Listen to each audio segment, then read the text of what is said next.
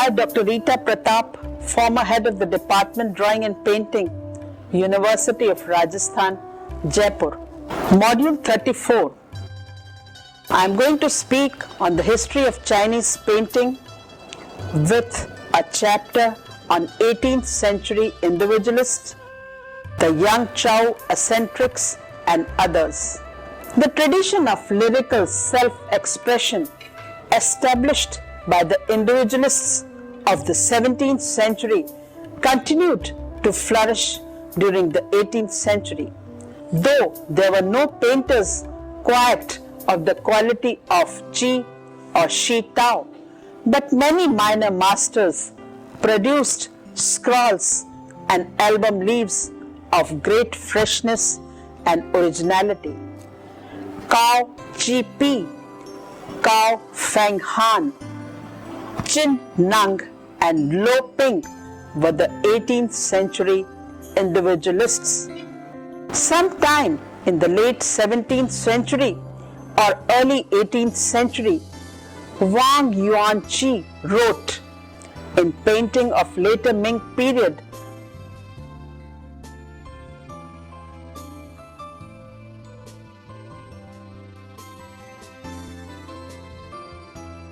there were mannerist tendencies and degenerate movements to which the Chou school was the worst of all. The corrupt practices of Yang Chou and Nanking painters today are quite as bad as were those of the Chou school, and anyone who aims at a mastery of brush and ink must take pains to avoid them. The tradition of lyrical self-expression established by the Individualists of the 17th century continued to flourish during the 18th century. There were no painters quite of the quality of Chi or Tao, but many minor masters produced scrolls and album leaves of great freshness and originality. An example of how the new situation affected paintings may be seen in the career of Cao Chi, who was active from 1672 to 1734.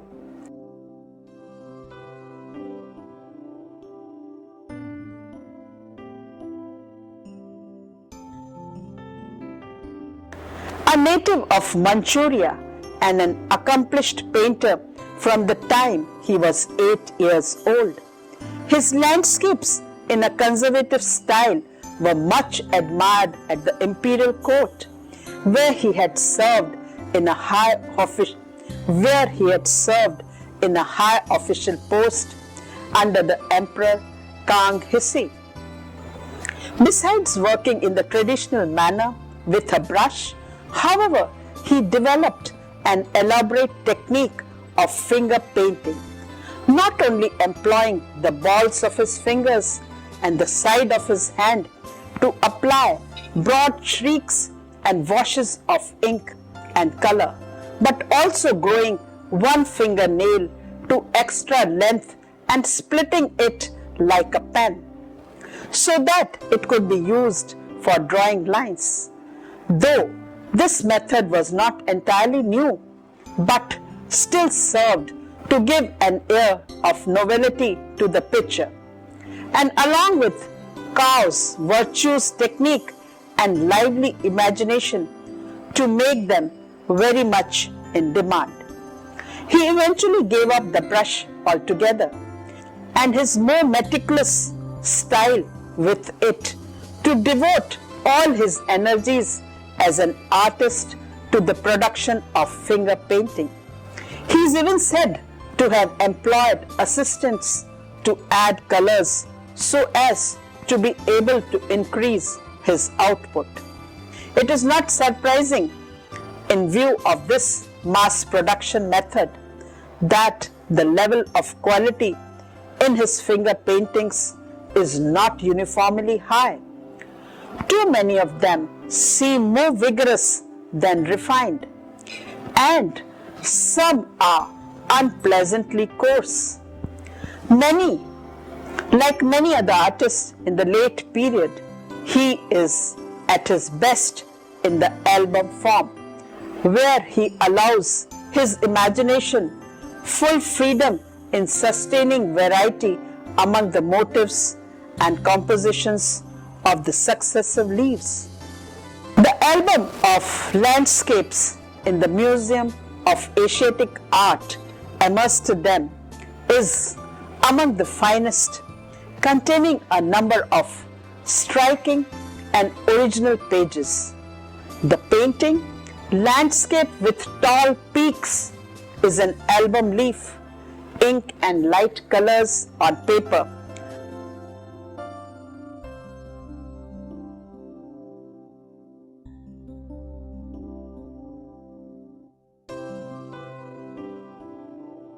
Presents a sinister vista of needle peaks and sickly trees, seen through the smoky atmosphere of sunset.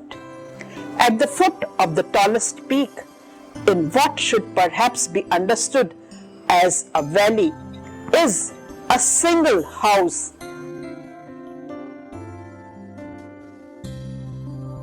Forlorn looking in this scarcely habitable place. The effects of the finger painting technique are evident in the scratchy line. A fingernail, however skillfully used, cannot produce so firm and continuous a line as a brush can. And in the overlaid streaks of wash, Chinese writers remark that some influence of the Chou school lingers in the work of Chou. His another hanging scroll, titled Hermit by Chou, is painted in ink on paper and at present in the collection of Oriental Museum, Budapest.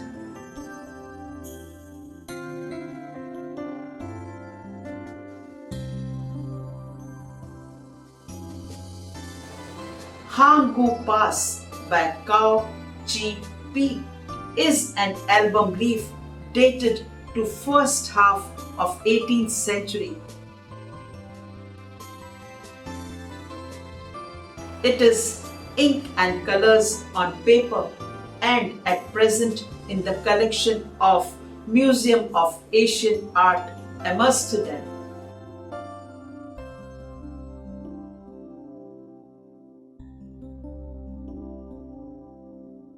Chou's picture makes one clear that finger painting introduced a high degree of abstraction and that the fingernail could be used for the most varied stroke in the wet and dry ink. With unorthodoxy now so generally accepted, independent inclined artists had little fear or hope of shocking their contemporaries. Chou, as a part-time, somewhat commercialized eccentric, appears in many of his works to have been trying his best to startle and impress, even at the risk of falling into what Chinese term vulgarity.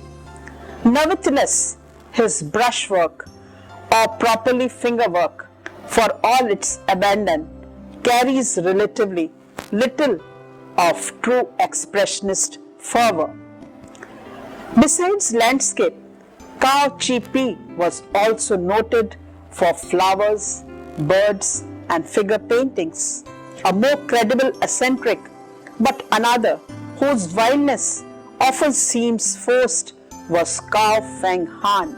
Like Chou, he appears in some of his works as a stylistic conservative, but is best known for pictures in a freer and more extemporaneous manner, especially those done after he had lost the use of his right arm through severe rheumatism and had begun to write and paint with his left. He is seen at his best in the album in the former Abbey collection, Osaka, from which is reproduced the first leaf. The painting, Peonies and Rocks, dated 1734, is an album leaf, ink and light colors on paper, and in the former Abbey collection, Osaka.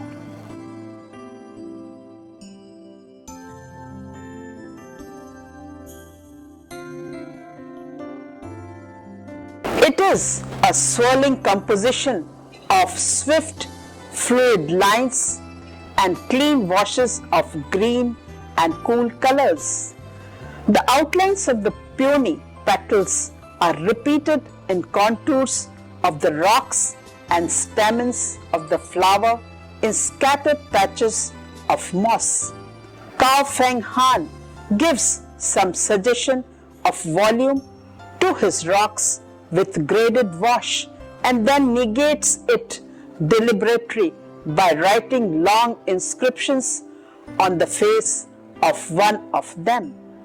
The whole picture seems in the end more a display of calligraphy than a proper picture, but as such it is a brilliant work.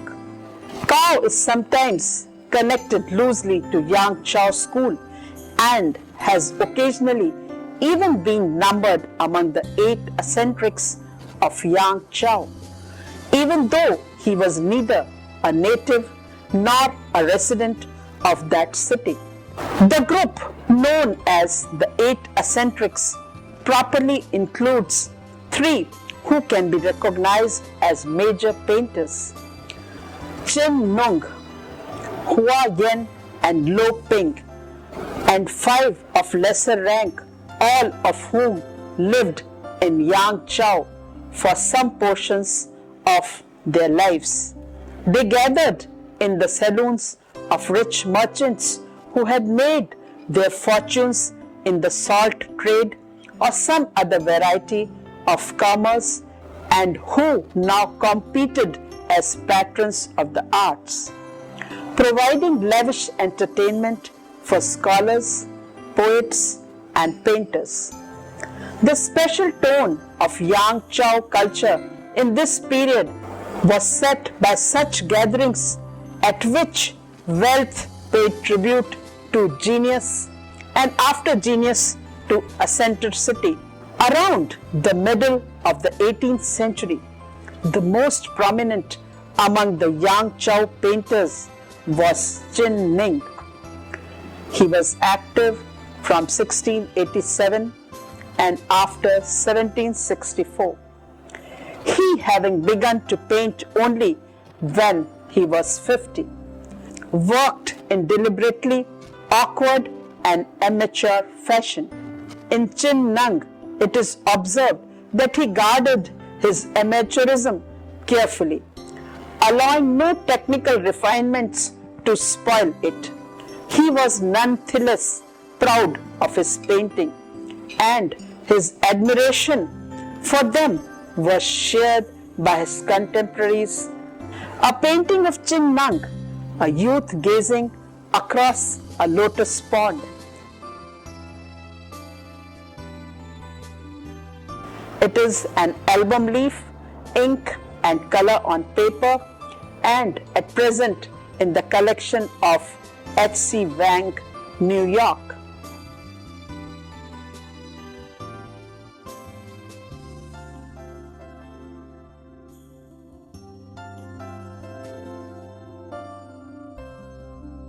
This bears a poem in Chin's peculiar square-cut calligraphy, returns to the old theme of man enjoying nature.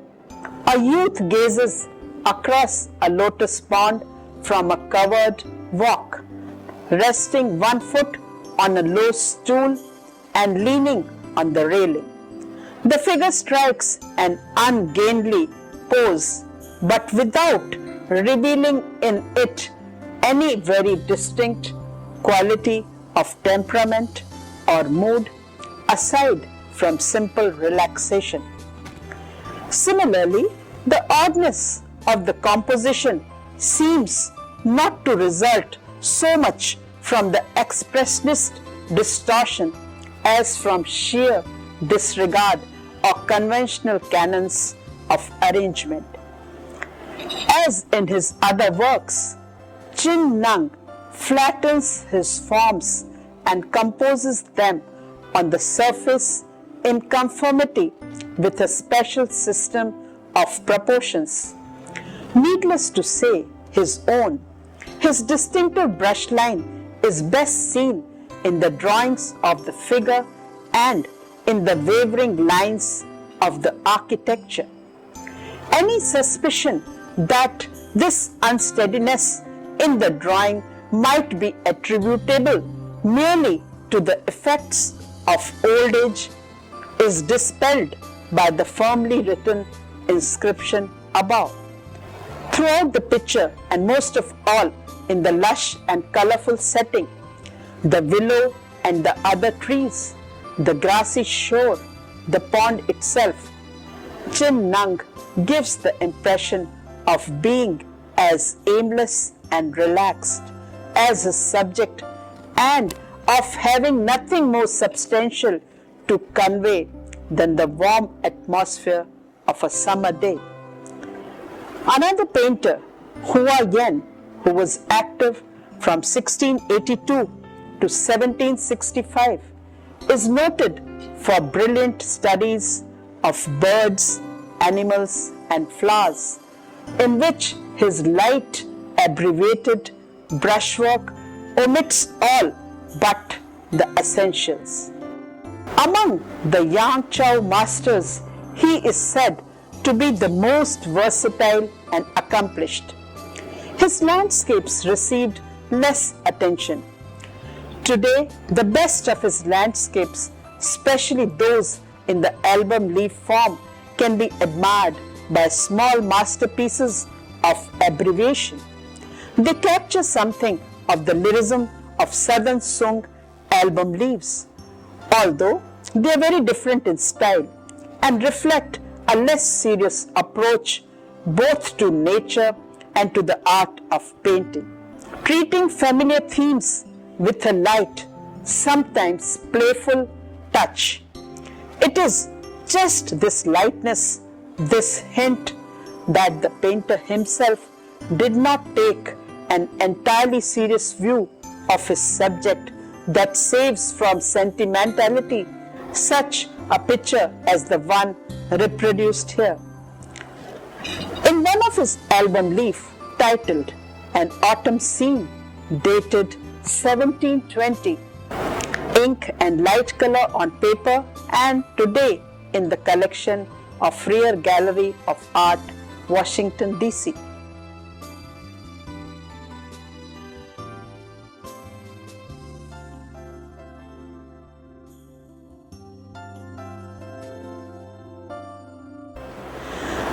In the picture, the evocation of autumnal feeling is refined to a point just short of preciousness.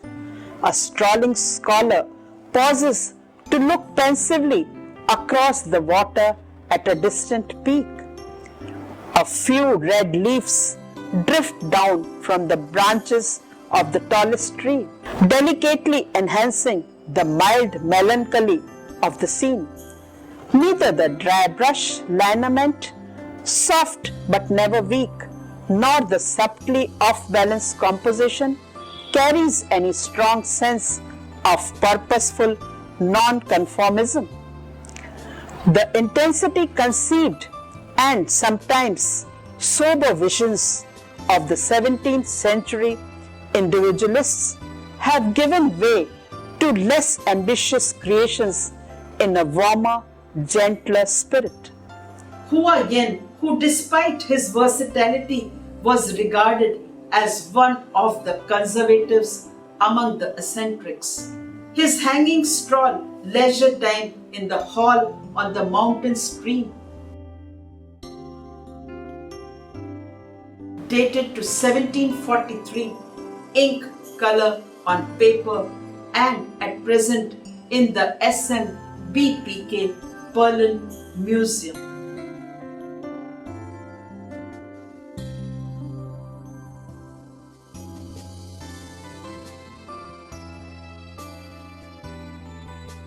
Here, Hua Yen's masterly control of the most varied brushstrokes can be recognized clearly in the hanging scroll.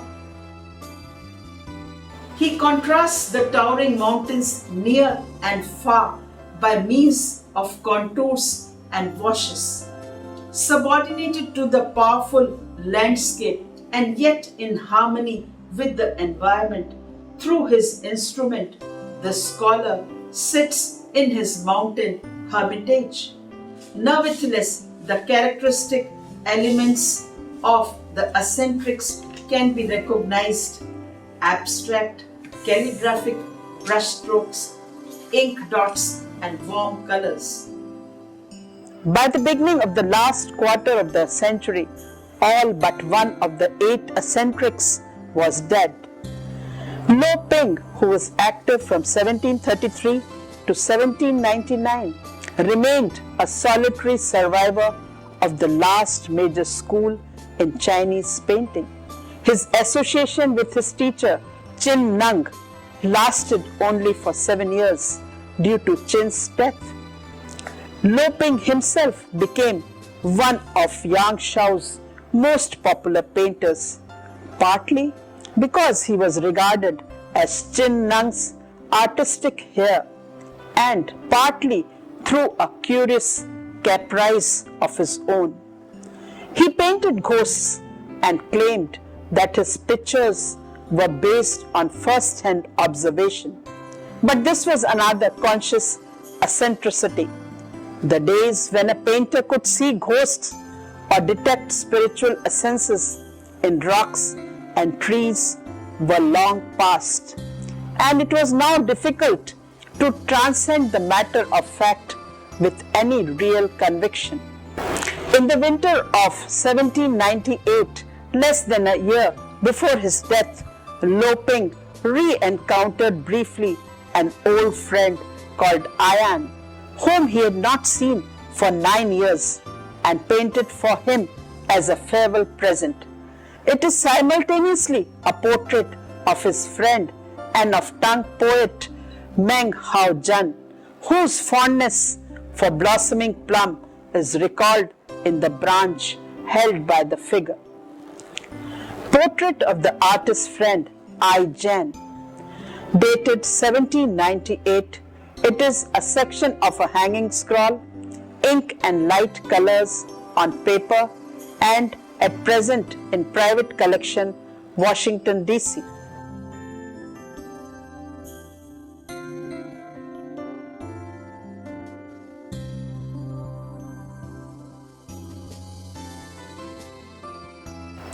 Here, the old man stands beside a fantastically hollowed rock, his head slightly bent, inhaling the fragrance of the blossoms with conscious aestheticism.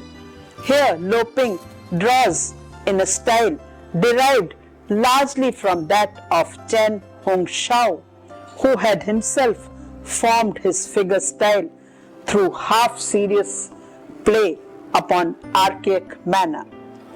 His other painting, Buddhist monk under a hollow tree.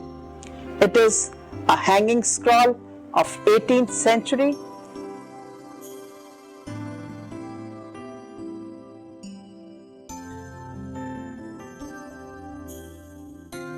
And it is in the Kellogg Museum of Far Eastern Art.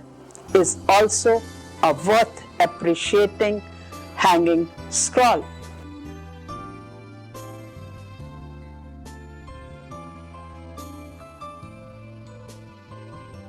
During the 18th century, the cultural and social life of Yang Chou, which had grown wealthy on the salt trade, attracted countless artists. It offered not only beautiful garden and landscapes, winter houses, inns, brothels, and pleasure boats, but also all-important patronage. Many wealthy travelers came to the towns, and some were keen on buying works of art, and the rich merchants who lived there prided themselves on patronizing their painters, whether the artists were locals or newcomers. Many wealthy travelers came to towns, and some were keen on buying works of arts, and the rich merchants who lived there prided themselves on patronizing their painters, whether the artists were local or newcomers. As a result of being generally less cultured than other patrons of arts, these new buyers were less firmly tied to the traditional forms that had a very positive effect on painting. Painters could now experiment with new themes and techniques and yet still find enthusiastic customers. The label 8 Eccentrics of the young Chou, they were called outsiders, was coined in the 19th century and encompasses very different artists.